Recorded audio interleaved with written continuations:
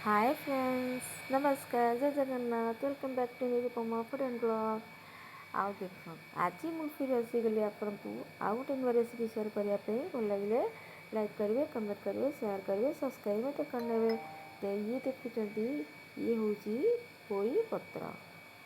आ पोई पत्र को मुझे बहुत भल भाव में साइज करके गोटा गोटा करके भल भाव में पानी आड करके धोई दूँ। कारण ये 2 दिन आगु आसला ना फ्रिज रखीदे तो टे झाँली जाइए कि भल अच्छी यही भाव में आम भल भाव में धोईकी रखीदे गोटे प्लेट।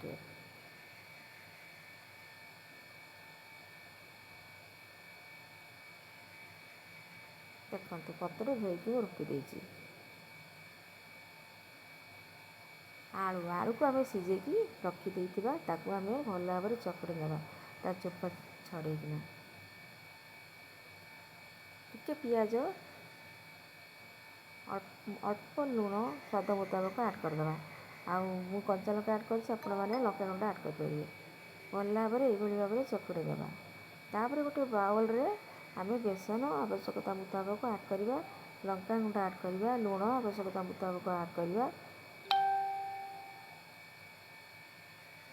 पानी अल्प पानी दे आम भल भाव में गोलेदे फेंटिकी जी आवश्यकता अनुसार पानी देके आम भल भाव में यही भाव में फेंटी ना। देखो पोई पत्र आम जो आलू को चकड़ी की रखी थे यही भाव में आम पत्र उपर रखीने ताऊपर आ गोटे पोई पत्र दुटाक जॉइन करदे यदि पूरा टाइप ता मझे आड करदे। तापर यही भाव में भल भाव में गुड़े देवा। देखो मुझे करी सेमती करूँ बहुत बढ़िया लगे। पोई पत्र आप पोई राई कला पोई पत्र फोपाड़ी दौरान ना कि फोपाड़े बहुत बढ़िया रेसिपी बनइबे हम। तो देखो मुझे तावा आड कर देती चूल्हे में बनाऊँगी। तो ये भाव में बेसन में मु पोई पत्र को गोलेदेली बेसन में आ तावा तेल आड कली।